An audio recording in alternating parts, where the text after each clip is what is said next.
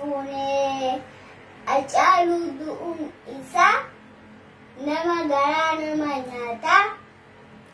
Amma Juwaayis nu jalaa qabame. Hamzallee nu jalaa qabame. Innuu jaalannaa keessaan beenu. Amma Juwaar qabamee akka inni nyaata garaa qullaa bulee garaa nama nyaatas kunis garuu Hacaaluu hunduun isaa garaa nama nyaata. Ammas Hacaaluu hunduurraa Abiyyiidhaan kana dhaaga ija barbaada. Abiyyiin akka nama gaatiraa bulee barbaade immoo soogidda irra buusee fakkaata. Gaatiraa bulee fakkaata akkatti ijji isaa kurfoo kana argina akka ta'u. Inni nu akka uffatanii fakkaata. Namni hundi jijjiiruu jira.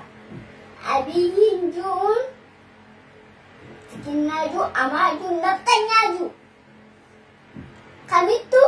Kamittuu nuuf nama ta'a. Kan kun Abiyyiin jiruun kunu akkatti nama ajjeesaa oolu. Eenyu kun? Xixinnaa, naftanyaa. Udigira baanuu ajjeesta. Sirraa kaballaan nu agarta. Biyya tana jiru achi biyya tanarraa achi siduu fuulduranii miti. Asirraa jennee siifinna. Nu agar manuma biyya mukaayiroo tanatti sirraa agarina. Nu agartan. Baalage. Maal gurguru naftanyaa. Naftanyaa akkanaa takkaan nagareen. Lole wallaahi. Hacaaluu wayinaa ganu jaraan tuqina. Hacaaluu du'e kalaas. Juwaagee qabameeru. Utis Abiyyii ajjeesuu qabna. Nam sadii nu jalaa utillee nam sadii ajjeesuu qabna. Nam sadii jaha ajjeesuu qabna. Isaan namni diddira godhatanii kaangaanii acha oofu jirani. Maali maratanii?